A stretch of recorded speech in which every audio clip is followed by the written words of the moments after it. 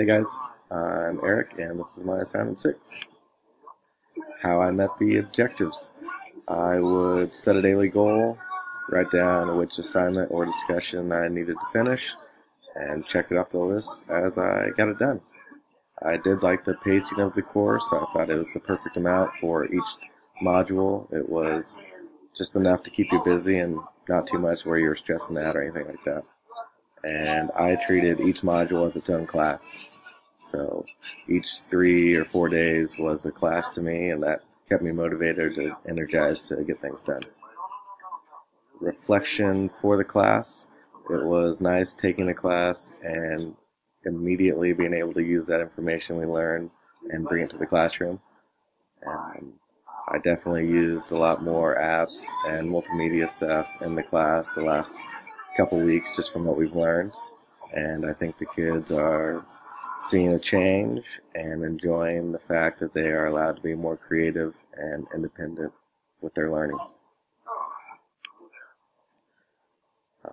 The standard I went with for this project and class was 5B, design authentic learning activities that align with content area standards and use digital tools and resources to maximize active and deep learning.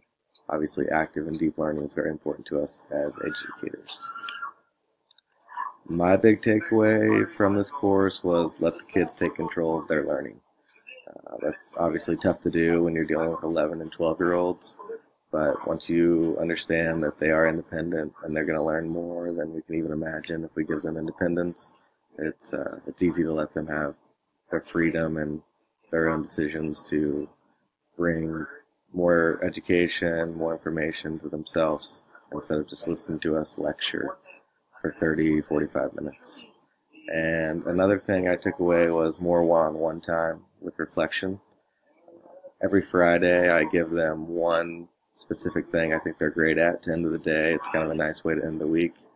And just seeing how excited they get to have that time definitely is motivating me to do that for assignments and projects.